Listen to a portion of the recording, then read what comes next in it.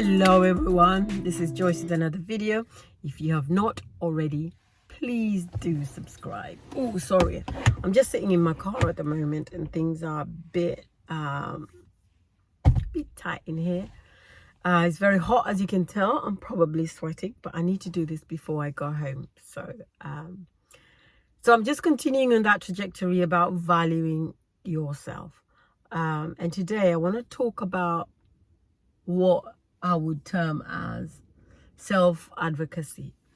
And what I mean by that is that you being your biggest champion. You have to advocate for yourself and your own needs. You know, like how, an advocacy service really speaks and champions other people's needs and support them through those to make sure that they're comfortable and they're happy.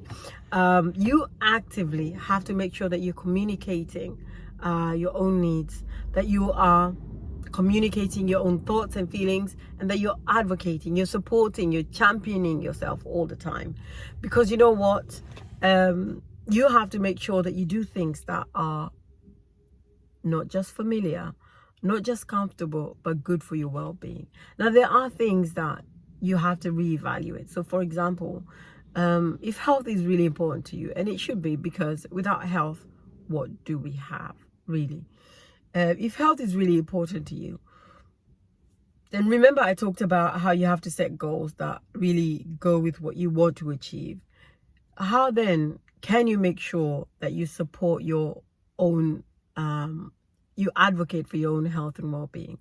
How can you make sure that those struggles are minimized? How can you make sure that you emotionally you're taking care of your well-being? How can you make sure that physically that your feet are in good shape, or your heart is taken care of? As they say, one of the things that really are the worst to go is your heart. If you don't take care of your heart, where are you? But they say also that taking care of your heart means taking care of your mind, and vice versa. So you have to make sure that the things that you do today are helping you reach those goals that support your well-being. So advocating, whether this means encouraging activities that are, good for your well-being, whether it means making sure that you catch some sun every so often, whether it means making sure that you have the right people speaking into your life, because that's such a powerful thing. No matter what it is that you're trying to do, if you don't have people that speak life to you, really you're in trouble, to be honest. And the best thing to do, if you can't find people around you that are where you need to be, find them in books, find them in YouTube videos, find them in workshops, find them wherever you need to do outside of your circle to get to. And then when you're strong enough, you can start speaking to people around you. Because sometimes, the reason why I enjoy doing these videos, and I've started to do them so consistently, is because I would have really appreciated somebody speaking to me the way I am speaking to you. And if you appreciate this, subscribe. But, the point is that unless you have people that are constantly helping you improve and get better, it's going to be a long journey. It's not to say it's not achievable, because there is nothing impossible in this world. All things are possible. But it takes longer. It takes more effort. And, like as human beings, I think we crave companionship. I think we crave family. We crave what I don't like to use as a tribe. People say that a lot. When you find people who are like you, when you find people that inspire you and encourage you, when you find people that champion you and show you the way, life is so much easier. And what we've got to be able to do is, if we can't find that circle, then we empower ourselves, we find that knowledge, and then we become that circle to somebody else. It's not easy. Leading is not easy. But the only way sometimes I feel to serve is to serve from a purpose. And there's nothing as intentional as helping somebody else be where they need to be, because you recognize that you would have appreciated that support. So self-advocacy consequently leads to advocacy for other people. I am a champion of empowering people to be the best that they can be. Because I knew if I had had this message much earlier in my life, I would have been a completely different person. Now, I'm still that completely different person. It's just taken me a lot longer in life to get to where I need to be. And so I'm doing this because I appreciate the effort that it takes. And I hope that you can pass it on. Because what is it that they say about the butterfly effect? When each of us passes it on, the effect that can be felt is so much more big and so much more global than we could ever imagine to become. The other thing I would say is don't be afraid to be on your own in terms of valuing yourself. One of the biggest detractors is loneliness in terms of personal development, because it's a lonely journey.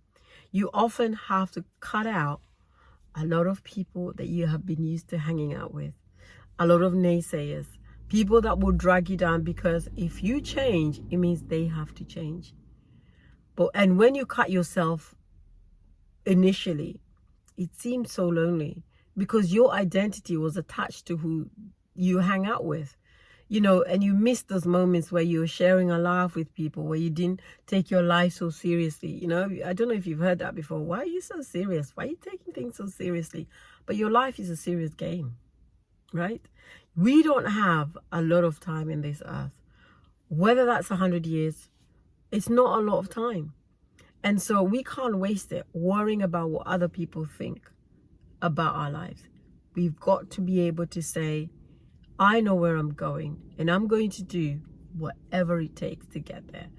It might mean getting lonely. It might mean isolating yourself. It might mean making new friends when you're much older. But friends don't have to be physical friends. YouTube friends are friends, right? You can communicate via, whether it's leaving a comment or asking a question. Don't be afraid to reach out, because even people that you think are unreachable are probably one of the friendliest people you've ever met. And so be active in your own development, and don't be afraid to reach out for what you need. And unfortunately, it is also a space where you have to think about self-reflection, because if you don't look at how you're doing, if you don't think about if you're not exploring your thoughts and your feelings, I really struggled with that, to be honest, because feelings were not something I grew up being tuned into. I had them, and I know I was very angry for a long time, but I didn't realize that I could think about how I'm feeling. I remember one of my friends, one of my newly, acquired friends at the time, sort of said, "Oh, I was checking in with myself." And that sentence really triggered me, because I said, how do you check in with yourself? Are you two people? And, that took me a while to just figure out, because I never, ever interrogated myself. I never questioned what I was thinking. I just thought it. I never thought why I'm doing certain things. I never considered to think about how I'm feeling. And it took a while to get to that space. And so I would encourage you to check in with yourself. I know for some people it might be a new concept, and that's okay. But it's such a powerful tool. And you can do that through journaling as well, and then reading your journals. That's another way of checking in. I've always had a journal since I was maybe, I would like to say 10 or 11. I was always a very introverted child, and I enjoyed writing from a very, very young age. And so I was always writing, but I never considered what I was writing. It was just a way of me kind of just expressing how I was feeling. But somebody introduced me to reading my journals back. And, for the most part, I was surprised by what I wrote. But I use it as a tool to reflect on how I was feeling. And so if maybe checking in is not your thing, you might want to journal and then read it back. Or you could just sit quietly and look at the day, or look at a moment that was maybe a bit surprising for you, and just unpack it. Use it as a way of thinking through whatever it is that happened. could you have done it? What happened? Why did it happen? When did it happen? What was the circumstances around it? How could I have done things differently? If the same situation happened again, what would I do differently? And that is a really powerful tool about moments when you feel out of control, or just be evaluating your day. Because when you look at your day, you look at things that you could have done differently, or you could be really happy about the day as well. So it doesn't have to be a negative all the time, but it's a really important tool in terms of self growth and also self knowledge, because the more you understand yourself, the easier your life will be, and the easier you're able to understand others and extend compassion and grace to others too. So I hope these last 3 videos have been really helpful around valuing yourself. And one thing I will say is this: if you don't value yourself, how can you expect other people to do that? Loving yourself is valuing yourself. Caring for yourself is valuing yourself. Advocating for yourself is valuing yourself. Personal development is valuing yourself. Because how you move in the world, how you see the world, and how you express yourself in the world is based on how you think about who you are. So I hope that's been really helpful. As always, if you've got any questions, feel free to ask. Otherwise, I'll speak to you again very soon. God bless. Bye-bye.